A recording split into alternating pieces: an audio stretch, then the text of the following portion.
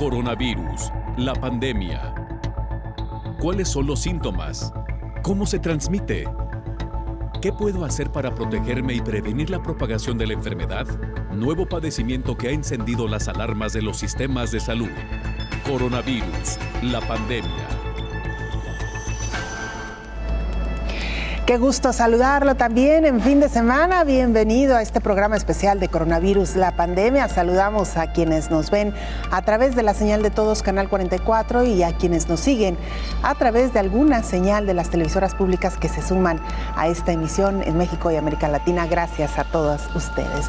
Y bueno, hoy estaremos hablando de varios temas que hemos abordado a lo largo de la semana y que aquí hacemos una recapitulación en caso de que usted no haya podido sintonizar en la semana. Pero vamos a empezar con el reporte que nos llega desde Ginebra, Suiza. Es nuestro compañero Pablo Gómez quien nos presenta el informe de la Organización Mundial de la Salud. Pablo, adelante. Hola, ¿qué tal? Buenos días, Belén. Buenos días a todo el auditorio de Canal 44. Los contagios de coronavirus en el mundo van camino de los 214 millones, con un ritmo diario reciente superior a los 600.000, según los datos notificados por la Organización Mundial de la Salud. El total de fallecidos a nivel global se aproxima ya a los 4,5 millones, con más de 9.000 nuevas muertes en las últimas 24 horas. Por regiones, América supera los 82,5 millones de casos positivos y superó ya hace días los 2 millones de muertes. Le sigue Europa en este ranking por encima de los 64,3 millones de casos positivos y también de los 1,2 millones de fallecidos. Cifras más alejadas presenta el sudeste asiático, se aproxima a 41 millones de positivos y unos 635.000 muertos. El Mediterráneo oriental a continuación se acerca a los 14,5 millones de casos con más de 260.000 muertos. Pacífico Occidental tiene ya más de 6 millones de positivos y unos 85.000 fallecidos, y a continuación África está ya en torno a los 5,5 millones de positivos y con más de 132.000 muertos. El ranking de países, por su parte, está encabezado nuevamente por Estados Unidos, alrededor de 38 millones de casos. A continuación la India, que supera los 32,5 millones. Brasil está por encima de los 20,6 millones y después se mantienen 4 países entre los 6 y los 7 millones. Rusia con 6,8, Reino Unido y Francia, que oscilan alrededor de los 6,5 millones, y Turquía a continuación con 6,2 millones. En cuanto a número de fallecidos por países, Estados Unidos también encabeza el ranking, supera los 626.000, Brasil dejó atrás los 575.000, India ya sobrepasó los 435.000 y más lejos de estos tres está México en cuarto lugar con unos 255.000. Nos queda por dar la cifra de los datos de vacunación. Ya se han administrado unas 4.954 millones de dosis en todo el mundo. Reportó desde Europa Pablo Gómez para el programa Coronavirus, la pandemia. Los indicadores de salud pública son esenciales para prevenir riesgos sanitarios. En el caso de la pandemia COVID-19, el indicador muerte revela el grado de afectación mundial. En tiempos de pandemia, todos los indicadores son importantes en salud pública para identificar el grado de afectación que se tiene en general, pero sobre todo el avance de alguna enfermedad.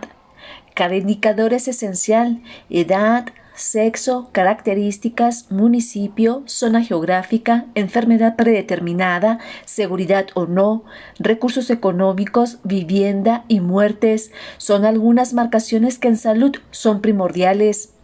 Además, cada uno se marca por niveles y por zona geográfica desde bajo, medio, alto y exceso, lo que da un panorama general y a la vez prevenir posibles consecuencias mayores.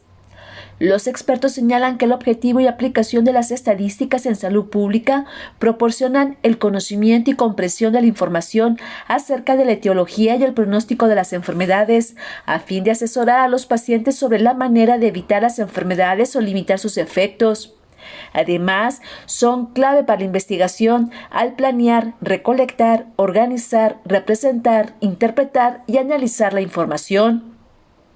En cada nación, los sistemas de salud llevan con precisión los indicadores y, en particular, en el caso de COVID-19, las enfocadas en casos confirmados, hospitalización, muerte y zona geográfica. Se puede prever la tasa de positividad e ir actualizando las políticas públicas sanitarias implementadas en esta emergencia sanitaria. Cada una proporciona información y, en particular, el factor muerte es un análisis preciso sobre la tasa de mortalidad por cada 1,000 habitantes.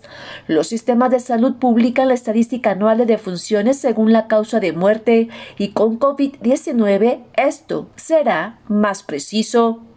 Entre las mejoras en los indicadores estadísticos podría estar los recuentos provisionales de casos por causa de muerte, la estandarización por edad para su comparación interterritorial de las causas específicas y de los años potenciales de vida perdidos según la causa, además de la extensión territorial de los indicadores al municipio. La pandemia COVID-19 ha evidenciado la trascendencia del indicador de las defunciones según la causa de muerte en tiempo y forma. Igual, se puede conocer el número de certificados de defunciones inscritos en el registro civil. Al trastocar de manera agresiva la COVID-19, también en salud pública los indicadores deberían agregar el aspecto social, demográfico, años de vida perdido, aspectos socioeconómicos, acceso o no al sistema de salud, pacientes con síntomas o asintomáticos, atención hospitalaria y en casa, tipo de tratamiento, uso de oxígeno. Cada uno de estos indicadores y otros son importantes para ver el efecto de la COVID-19. Cada factor de análisis es indispensable. El escenario de COVID-19 vino a cambiar todo un esquema tradicional de conteo de enfermedad y muerte, así como el uso de medidas preventivas como el cubrebocas. Ahora las investigaciones en salud pública sobre la pandemia que mantiene el botón de emergencia por el virus original y sus diversas variantes deberán ser más precisas. Las estadísticas de COVID-19 y de otros padecimientos que van surgiendo y van a la alza, ya que podría ser factores para modificar las leyes en materia sanitaria de cada país. Informó Isaura López Villalobos. El infectólogo Héctor Raúl Pérez Gómez menciona que las estadísticas en salud pública son importantes para identificar a tiempo el comportamiento de alguna enfermedad, a la vez hacer predicciones para establecer medidas de prevención a tiempo. Son fundamentales en el campo de la salud pública y la epidemiología. Son herramientas muy valiosas porque te permiten, por un lado, identificar con detalle la dinámica que está siguiendo una determinada enfermedad, sobre todo cuando está teniendo comportamiento epidémico o pandémico, como el caso de COVID-19, pero además en la sección, en el apartado, en donde se pueden hacer predicciones de esa dinámica que en el futuro cercano puede seguir esa pandemia o epidemia, sirven para que se adopten medidas oportunas para evitar la predicción. En ese sentido, a lo largo de la pandemia de COVID-19, hemos visto cómo diferentes instituciones, muchas, por cierto, instituciones, particularmente universitarias, han desarrollado métodos para calcular y hacer predicciones son hipotéticas, dependiendo de muchos factores, para el futuro de la pandemia. Por ejemplo, tenemos a la propia Universidad de Johns Hopkins, que lleva un monitoreo en tiempo real extraordinario, muy valioso, y que incluso la propia Organización Mundial de la Salud ha reconocido como una metodología muy importante. La Universidad de Johns Hopkins, por ejemplo, hace monitoreo mundial, también hace su monitoreo para los Estados Unidos, por estados, por condados, etcétera, etcétera. Pero a nivel mundial tú puedes consultar en este momento la página de la Universidad de Johns Hopkins respecto de COVID-19 y podrás encontrar el número de casos que al día de ayer por la noche, por ejemplo, fueron reportados por todos los países miembros de la Organización Mundial de la Salud. Tú puedes identificar el número de fallecimientos que han ocurrido. Puedes identificar algo muy interesante, Belén, que es el avance de la vacunación Ahí, por ejemplo, podemos ver que el día de ayer estaba en el orden de los 4.400 seres humanos que habían recibido ya 4.400 millones de seres humanos que habían recibido ya por lo menos una dosis, etcétera. Pero, por ejemplo, también tenemos de la Universidad de Washington el Instituto de Métrica en Salud, que da datos muy interesantes. Fíjate, Belén, en ese sentido, no solo puedes encontrar por país algunos datos actualizados, sino además también algunas proyecciones de lo que puede ocurrir en el futuro cercano por país, pero sorprendentemente también por regiones, por estados, por entidades que pueden ayudar a que de manera muy particular y específica por región se tomen medidas oportunas con propósitos de evitar la proyección. Si es una proyección evidentemente al alza, si es una proyección negativa la que se advierte en alguna de estas métricas. Entonces, para todo esto es muy importante la estadística y la métrica, y bueno, te diría que hay otro apartado muy grande de interés en las estadísticas respecto de una enfermedad determinada como COVID-19. Uno puede revisar, por ejemplo, publicaciones de la casuística en determinado país, estado, etcétera, provincia, de la casuística del COVID-19, que entra a otros detalles más particulares de cada paciente, como por ejemplo sus manifestaciones clínicas, si el paciente tuvo gravedad para entrar a hospitalización, a entrar a una unidad de terapia intensiva, qué sintomatología predominó, cuál sintomatología fue un predictivo de mal pronóstico, cuáles exámenes de laboratorio fueron predictivos de mal pronóstico, y de esa manera se generan además herramientas muy valiosas que son los puntajes, los scores para medir la gravedad y además para medir el pronóstico de la patología. Para todo esto sirven estas estadísticas, Belén, y en el caso específico de la pandemia de COVID-19, bueno, pues han sido de gran valor para tomar decisiones oportunas.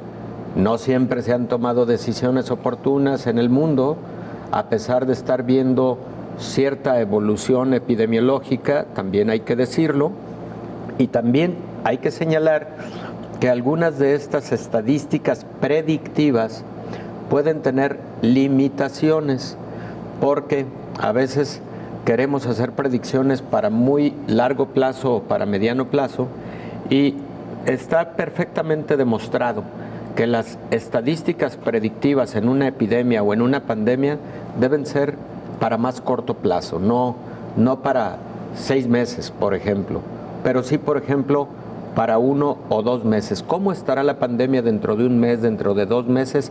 Eso se puede predecir con mayor certidumbre en base a una herramienta de esta naturaleza. Vamos a nuestra primera pausa, regresamos con mucha más información.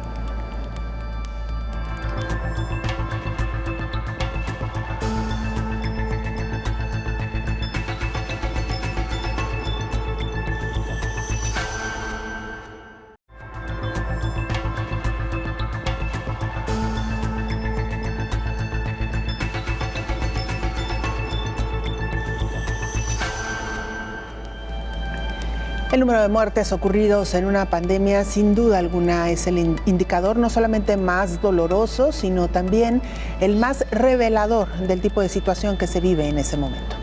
Las muertes, sin duda, son el principal indicador para medir cualquier epidemia, en este caso de la COVID, pandemia.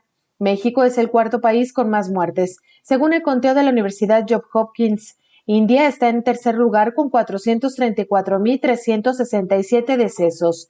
Brasil, segundo lugar, con 574.209, y Estados Unidos se mantiene en primera posición con 628.492. Los estados de la República con más casos acumulados hasta el momento son la Ciudad de México, el Estado de México, Nuevo León, Guanajuato y Jalisco. Se estima que a nivel nacional hay 3.431.418 casos de COVID-19. Este indicador se calcula con los contagios confirmados, con el porcentaje de positividad y la asociación epidemiológica. Actualmente la tasa de letalidad en el país es de 7.8%. Los estados con más contagios activos por cada 100.000 habitantes, es decir, con personas que reportaron síntomas de la enfermedad en los últimos 14 días, son Colima, la Ciudad de México, Tabasco, Nayarit y San Luis Potosí, informó Rocío López Fonseca. Los datos regionales también se han vuelto indispensables para conocer el comportamiento de la pandemia y de alguna manera suelen ser también preventivos, es decir, lo que está ocurriendo en una región que va más avanzada en la pandemia puede servir a otras regiones que apenas van empezando en ese proceso. Es algo fundamental para la sociedad, para los sistemas de salud, para las autoridades gubernamentales, para los profesionales de la salud, para todo mundo es importante el tener a consulta abierta los datos que van surgiendo en cada región, en cada provincia, estado, en cada país y a nivel mundial. Se puede consultar en algunos sistemas de datos abiertos a profundidad, incluso caso por caso, evidentemente sin identificación del paciente en específico, porque esa es información que debe ser confidencial y son datos hipersensibles, pero sin señalar de qué paciente se trata, se puede identificar que un paciente número 16 de determinada casuística tenía o tiene 25 años de edad, es sexo masculino, cuando llegó tenía 5 días de evolución, tuvo una prueba positiva en tal fecha, tiene tales síntomas, entró a hospitalización a determinada institución, etcétera. Todos esos detalles, excepto, insisto, datos de identificación de la persona en cuestión por ser datos personales que deben guardarse en el anonimato. Pero todo lo demás es muy útil porque ayuda, insisto, a la elaboración de buenas estadísticas que nos permite tomar decisiones oportunas o que debería servir para eso exactamente, para tomar decisiones oportunas. ¿Qué decisiones?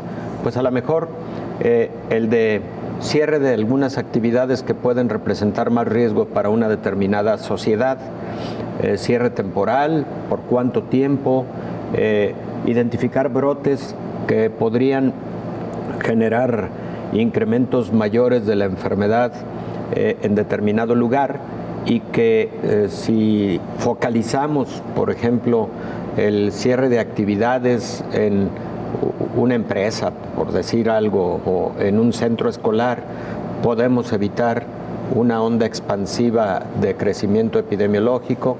En fin, para eso deben servir, pero insisto, Belén, y aquí me permito hacer un paréntesis.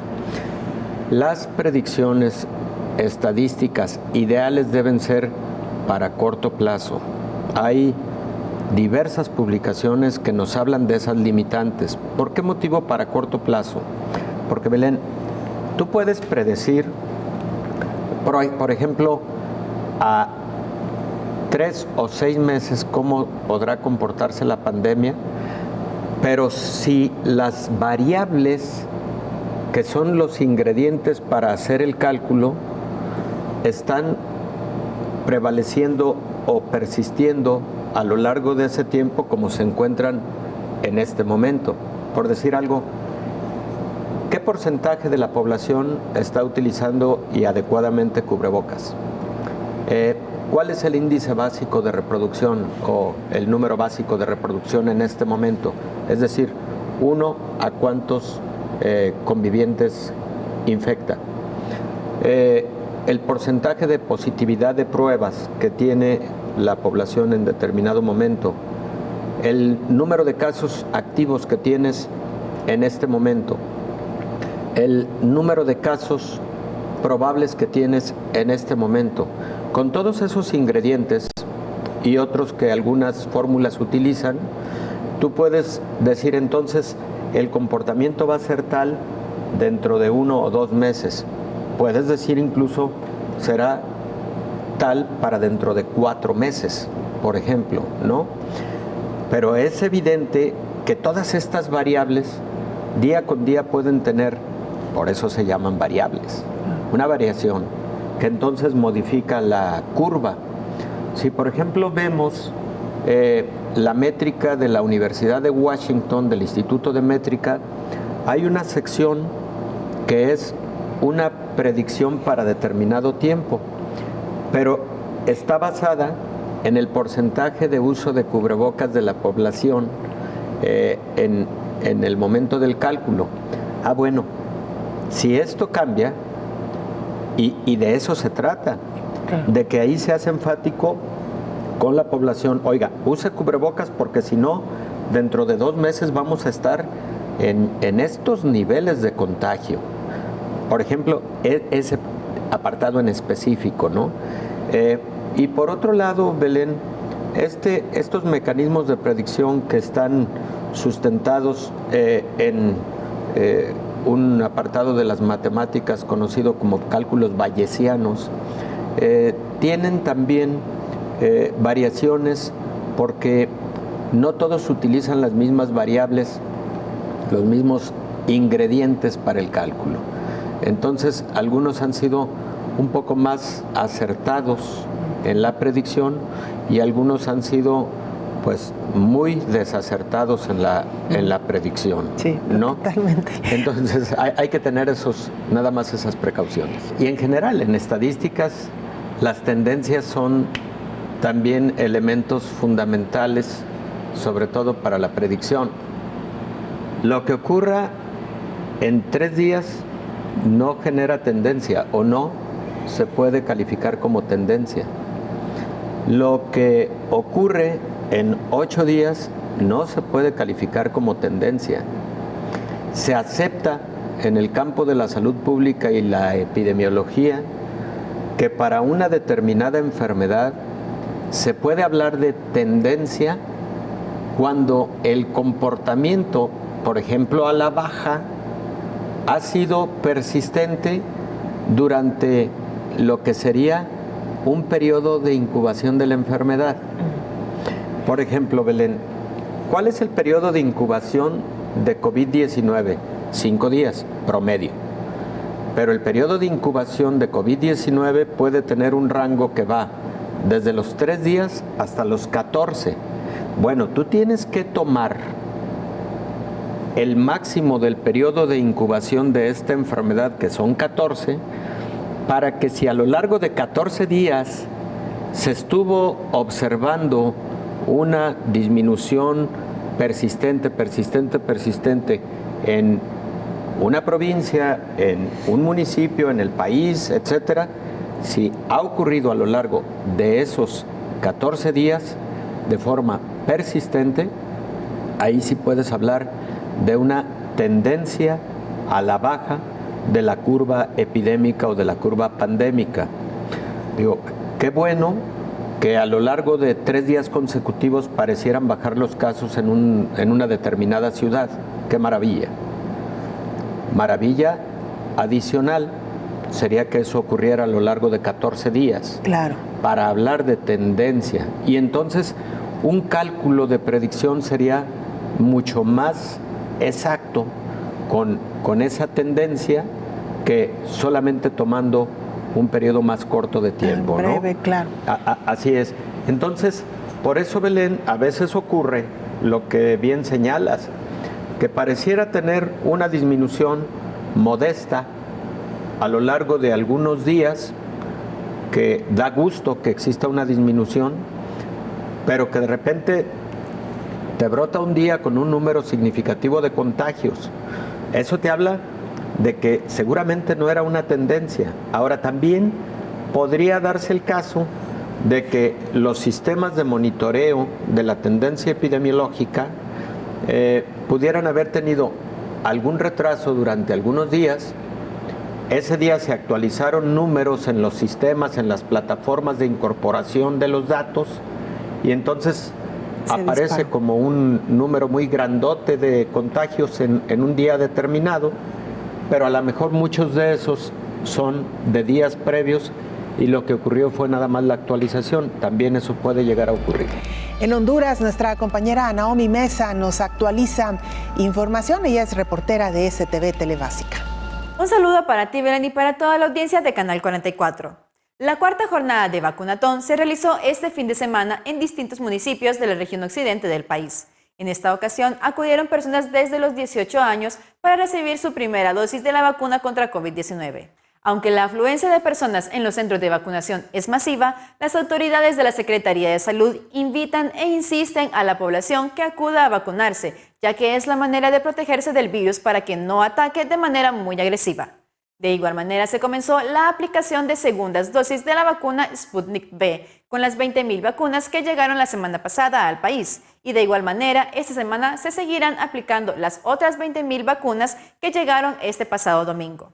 Por otro lado, con el avance de la aplicación de las vacunas y el pilotaje de regreso a clases semipresenciales a las escuelas, la Universidad Nacional Autónoma espera poder abrir sus clases semipresenciales los primeros meses del próximo año.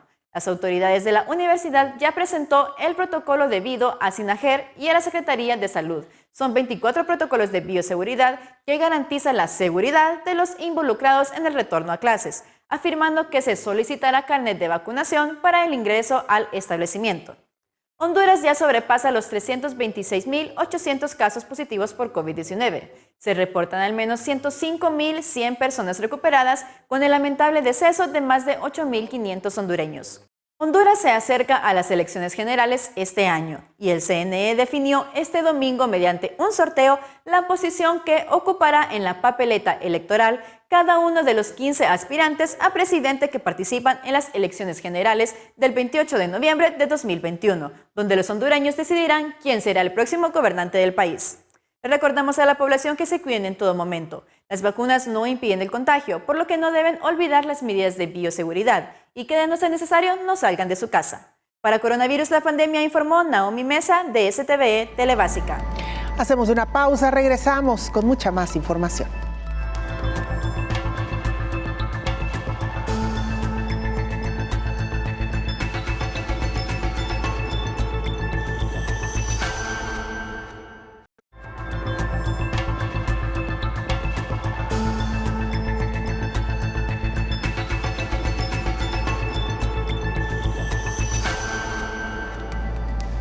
Regresamos recordándole las formas de hacer contacto, @Canal 44 TV en Twitter y Facebook. Esas son nuestras cuentas oficiales. Nos puede mandar mensajes también a través de WhatsApp al 33 22 42 06 90.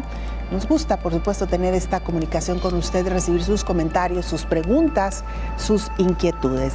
Y miren, más de 30 empresas están dispuestas a transferir tecnología para producir más vacunas en el mundo.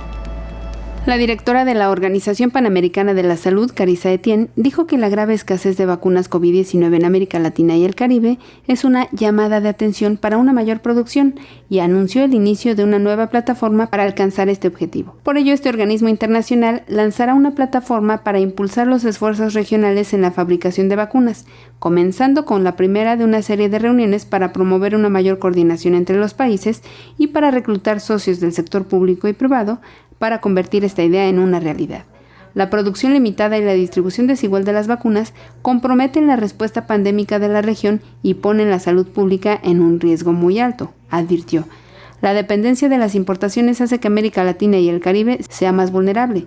Es una región que importa 10 veces más productos farmacéuticos de los que producimos, dijo. El 27 de agosto, líderes de instituciones financieras globales, gobiernos y agencias de salud pública se reunirán para discutir la plataforma, que fomentará la investigación e incentivará el desarrollo y la fabricación de tecnologías sanitarias. La OPS trabaja para llevar la tecnología de la vacuna de ARN mensajero altamente eficaz en la región. Hasta el momento, más de 30 empresas e instituciones públicas y privadas han expresado su deseo de participar en la transferencia de tecnología y el organismo internacional está en el proceso de identificar las propuestas más prometedoras. Solo alrededor de 23% de las personas en la región se han vacunado por completo y en muchos países la cobertura es mucho menor, informó Elizabeth Ortiz. El infectólogo Héctor Raúl Pérez Gómez indica que durante la pandemia se han violentado algunos derechos humanos en diferentes naciones, principalmente en la atención de pacientes con COVID-19. Una atención oportuna, integral, de calidad, de seguridad.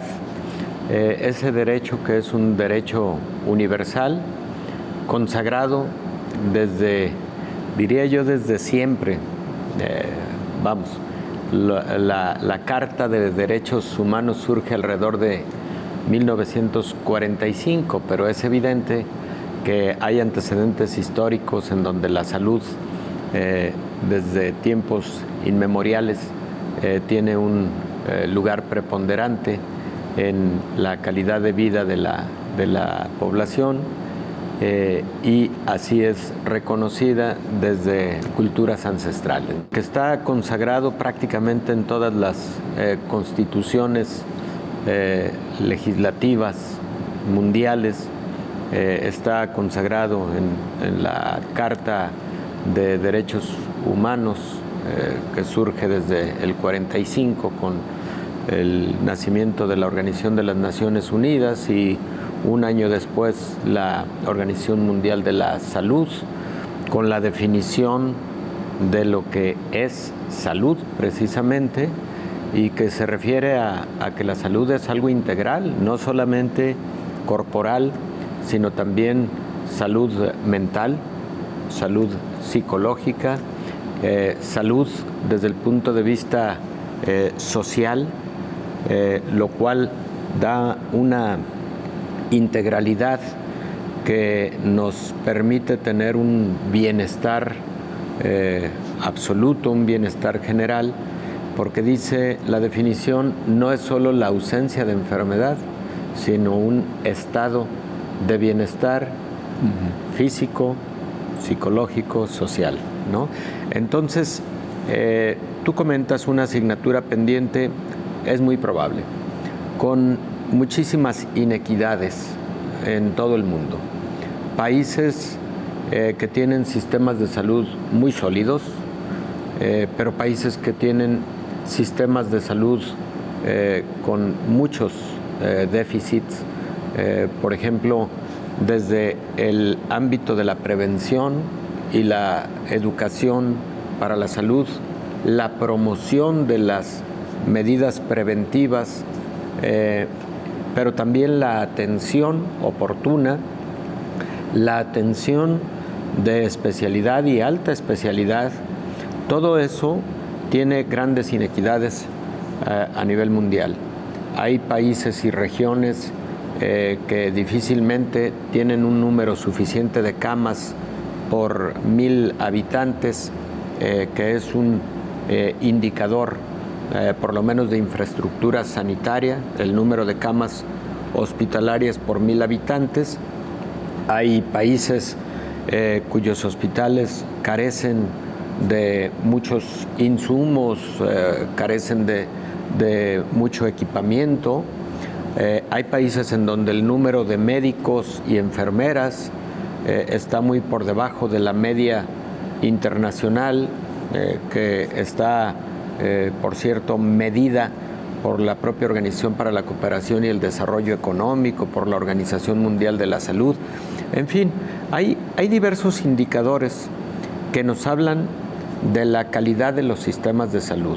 He comentado solamente algunos de ellos, y hay otros indicadores que nos señalan de qué calidad es la cobertura en salud, la atención a la salud, como es el caso de la mortalidad materna, como es el caso de la mortalidad infantil, como es el caso de la letalidad por enfermedades diversas, como es el caso de la incidencia de enfermedades infecciosas. En fin, hay muchos indicadores, José Ángel, que nos permiten evaluar qué tan sólido es un sistema de salud en un país, en una región, etc. Podríamos considerar que incluso una garantía individual violentada podría ser la no eficiencia o la no cobertura total para poder brindar de forma óptima esos servicios hospitalarios que requiere un determinado paciente. Claro. Por ejemplo, cuando se saturan los hospitales y un paciente no tiene un espacio para recibir atención por COVID-19, pues de alguna manera se está violentando un derecho humano. Claro.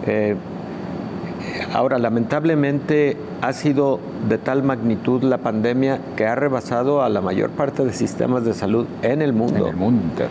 Habíamos pensado que países como los países europeos, Gran Bretaña, no iban a tener graves problemas en cuanto a la infraestructura hospitalaria instalada para poder atender a toda esta cantidad de pacientes.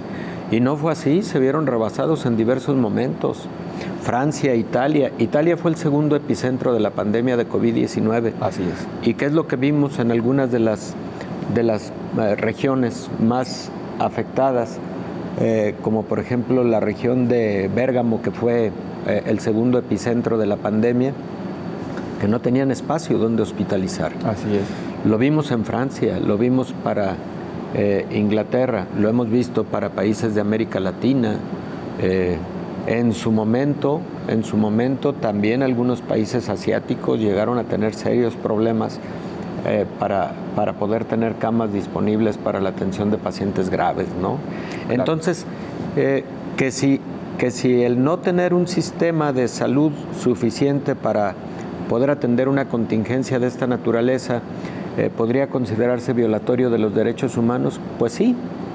Entonces esto nos debe llevar a un aprendizaje, el de prepararnos mejor en los sistemas de salud, no solo para atender lo cotidiano, sino también para atender contingencias que pueden presentarse en cualquier momento. El riesgo de que por algún mal uso pudiera un pequeñito tener asfixia o casi asfixia por el uso inapropiado de un cubrebocas es lo que ha llevado a la definición de que el cubrebocas es obligatorio a partir de los 3 años, no antes.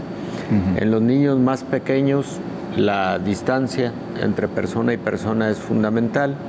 A veces difícil de lograr. Los niños lo que quieren es abrazar a sus compañeros, lo que quieren es jugar con sus compañeros, jugar de cerca, tener ese contacto, socializar. Entonces va a ser todo un reto para los docentes el lograr mantener la distancia de todos estos pequeñitos, pero se tiene que hacer ese esfuerzo invariablemente. Y ya en mayores de 3 años de edad, sí, el uso adecuado de cubrebocas. Un cubrebocas, por cierto, que sea adecuado para la edad, porque un cubrebocas grande sí, pues, claro, puede, además de quedar flojo y no cumplir con su función, resulta peor el remedio.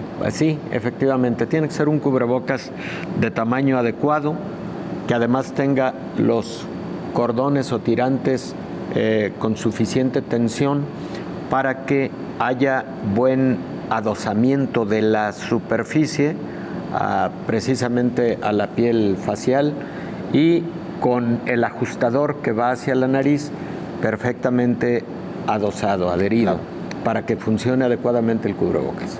Será un súper reto para los maestros, ¿no? De lograr que los pequeños conserven el cubrebocas durante todo el día, durante todo el periodo de clase. Efectivamente, esa es la situación. Yo creo que ahí los docentes van a tener que ingeniárselas para que en momentos los niños puedan descansar un poco, a lo mejor de forma alternada. Probablemente una de las estrategias es que los recreos los espacios de descanso sean escalonados también, y si son espacios abiertos los dispuestos para estos descansos, bueno, que permitan tal espacio entre persona y persona que en momentos los niños puedan descansar un poco del uso del cubrebocas. Lo vimos en Francia, lo vimos en Inglaterra, retorno a actividades escolares presenciales y muy pronto un incremento en el número de casos de COVID. Esto ocurrió allá por los meses de junio, julio del año pasado, del 2020, de hecho desde mayo, y ha sido casi una constante. Entonces, sí, el retorno a actividades escolares presenciales puede ser un riesgo. Hay que hacer muchísima vigilancia epidemiológica para que también, en caso de ocurrir brotes, se tomen medidas oportunas en el propio plantel escolar o en el grupo que corresponda, o en la escuela, o en su momento en la comunidad, y de esa forma, más allá, dependiendo de cómo se vaya comportando la pandemia. Vamos a nuestra última pausa, regresamos con mucha más información.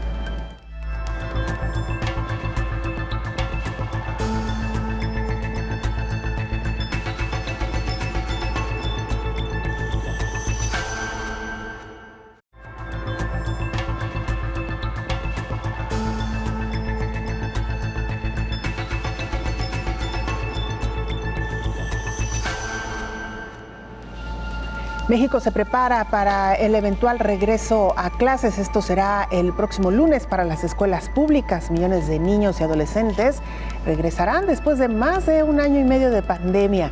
Este eventual regreso a clases deberá de ser una labor compartida entre profesores, directivos, padres de familia y alumnos.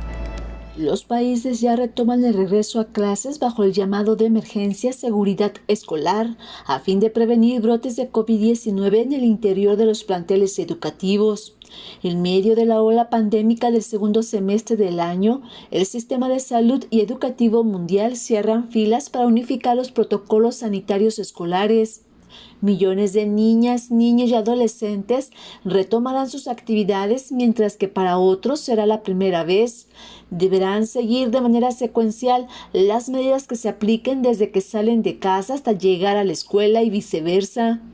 Las maestras y maestros deberán marcar la pausa sobre las medidas que se deben de tomar e incluso deberán asumir un segundo rol obligatorio: identificar a tiempo a un estudiante enfermo y estar informado al día sobre la información falsa y los mitos que circulan sobre la COVID-19, que generan temor y llevan a estigmatizar a las personas que han resultado contagiadas. Lo anterior para escuchar y responder a las preguntas que lleguen a realizar el alumnado de una manera apropiada para su edad y explicar qué medidas y acciones son normales ante una situación como la que actualmente se vive con la pandemia COVID-19. Cada camino, butaca, libreta, libro y objetos escolares deberán también ser desinfectados. Además, los organismos internacionales de salud y educación recomiendan tomar medidas de precaución al interior y fuera de las aulas: distanciamiento físico en la escuela, cuidar la salud práctica, la higiene de las manos, consejos de limpieza y desinfección para el aula. Han pasado 18 meses desde que comenzó la pandemia COVID-19 y la educación de millones de niñas, niños y adolescentes se va retomando de manera paulatina en cada nación. En este retorno a clases presenciales, la sociedad y las autoridades de cada sector asumirán una responsabilidad por el bien común. En este cierre de filas, el esfuerzo y la actitud es fundamental para limitar la transmisión del virus SARS-CoV-2. La reapertura de las escuelas en algunos países ya se da en condiciones de seguridad. Las y los profesores y el alumnado adolescente de nivel secundaria está ya vacunado. Informó Isaura López Villalobos. Esta semana el infectólogo Héctor Raúl Pérez Gómez nos ha dado una amplia explicación de cuáles son las medidas que sí funcionan para evitar contagios dentro de las aulas, de los espacios cerrados, de los espacios educativos, y cuáles simplemente han representado una especie de distracción ante las medidas que realmente importan. La limpieza y desinfección de superficies, Belén, con respecto a COVID, es un asunto relativamente simple. No necesitamos muchas complejidades para poder asegurar esa parte de la prevención de transmisión de la enfermedad. Porque también a lo largo de la pandemia empezaron a surgir muchos aditamentos, equipo, muchos insumos, soluciones de limpieza, etcétera, que realmente no brindaban y no brindan en la actualidad un beneficio adicional, por ejemplo, a el utilizar simples soluciones con cloro. Una solución, por ejemplo, de cloro al 10% en una dilución de agua de 1 a 1000 te brinda tal capacidad de desinfección y eliminación de este nuevo coronavirus que las personas no necesitan siquiera gastar grandes cantidades de dinero de su bolsillo todos los días. Si se aseguran nada más de tener cloro de uso común para el hogar y disolver 10 mililitros, por ejemplo, de este hipoclorito de sodio en 4 litros de agua, y con eso tener una solución suficientemente buena para la limpieza y desinfección de superficies. ¿Qué superficies? Bueno, las que las personas consideren que son con las que están en mayor contacto, ¿no? Perdón, doctor, por la interrupción. ¿Cuántos serán estos 10 mililitros de cloro? ¿Una cucharada? 4. 4 cucharadas. 4 cucharadas. Una cucharada son habitualmente 5 mililitros. Entonces, 4 cucharadas, 4 litros de agua, así de diluido. Sencilla la fórmula, así de ¿verdad? sencilla la fórmula. Quien quiera poner 10 cucharadas en esa misma proporción es bienvenido, no más para evitar también que un contacto directo con hipoclorito de sodio vaya a generar trastornos en la olfacción al inhalarlo de forma directa, etcétera, ¿no? Entonces, es la solución de cloro que utilizan comúnmente para el lavado de la ropa, etcétera, etcétera. Esas soluciones son de gran utilidad. Y luego, Belén, tú tocabas un punto muy importante porque se fueron implementando muchas medidas que al final del día no sirvieron para nada y en la actualidad se sabe no sirven para nada. Por ejemplo, los famosos tapetes sanitizantes. Tapetes a los que se les ponía una solución, sí, con cloro, etcétera, para que al acceder a un lugar, lo que pudiera estar en la suela de tus zapatos pudiera eliminarse con ese contacto, ¿no?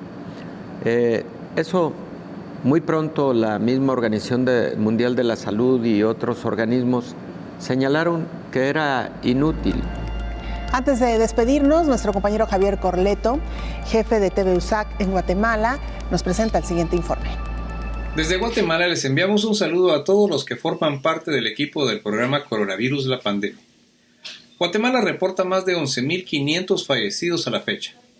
Las proyecciones del Ministerio de Salud son alarmantes, ya que si las condiciones no cambian, piensan que al 11 de octubre Guatemala tendrá 2.6 millones de casos acumulados de COVID-19 y más de 25.000 personas fallecidas. En conferencia de prensa, Francisco Coma, viceministro de Hospitales del Ministerio de Salud, explicó que ha realizado análisis y proyecciones por la presencia de la nueva variante que circula en el país y con resultados preocupantes. Edwin Montúfar, viceministro de Salud, explicó que al 11 de octubre proyectan que los contagios serán 4 veces más de los que hay y que se duplicarán los fallecidos. Además, tomando en cuenta la circulación en el país de la variante Delta, desde julio a octubre, si no se toman medidas drásticas, el país tendrá más de 25.000 casos asociados al virus. Sin embargo, las autoridades de salud no explicaron si recomendaron medidas al presidente como una restricción a la movilidad en horas hábiles o sanciones más drásticas para los establecimientos que incumplan las medidas. En otra información, médicos del Hospital General San Juan de Dios lanzaron un segundo llamado desesperado a la ministra de Salud, Amelia Flores, en la que advierten que a veces deben de escoger a qué paciente le van a dar oxígeno cuando 10 más lo necesitan. Gerardo Hernández, director del Hospital San Juan de Dios, dijo que es totalmente desproporcionado el índice de ocupación, pues tienen 138 camas para pacientes con COVID-19, pero en este momento se atiende a 164 pacientes, 20% más de la capacidad. El llamado lo enviaron debido a que en el área de emergencias del hospital tienen capacidad solo para 20 pacientes y que debido a la crisis ha tenido que adaptar otras áreas, poniendo en riesgo a personas que llegan por otras enfermedades. Los médicos manifiestan que el equipo humano en los hospitales ha dado la batalla contra el coronavirus durante 17 meses, pero ya no pueden brindar la atención que merece la población por el exceso de demanda. Indican que no se responsabilizarán por los muertos, complicaciones o un mejor servicio a la población. En lo referente al COVID-19, la viceministra técnica de Salud, Leslie Samayoa, explicó en conferencia de prensa que de las 5 variantes en el país, la Delta representa el 42% de los nuevos casos, además la variante Gamma representa el 33.8% y la Alfa al 22%. Se destaca el trabajo de sancarlistas becados en puestos de vacunación, que desarrollan tareas de registro de datos, vacunación y observación en las áreas de inmunización del campus central. Los puestos de vacunación de la universidad han destacado por su excelente servicio y rapidez, pese a la afluencia masiva debido a su ubicación estratégica en la ciudad. Los becados que realizan el voluntariado destacan en sus áreas de estudio, cuentan con un excelente récord académico y devuelven la posibilidad de continuar sus estudios universitarios mediante actividades de servicio social. Saludos desde Ciudad de Guatemala. Recuerda lavarte las manos con agua y con jabón. Para Coronavirus la Pandemia informó Javier Corleto. Nos vamos. Gracias por habernos acompañado. Le invitamos para que nos sintonice en la siguiente emisión de Coronavirus la Pandemia. Hasta entonces.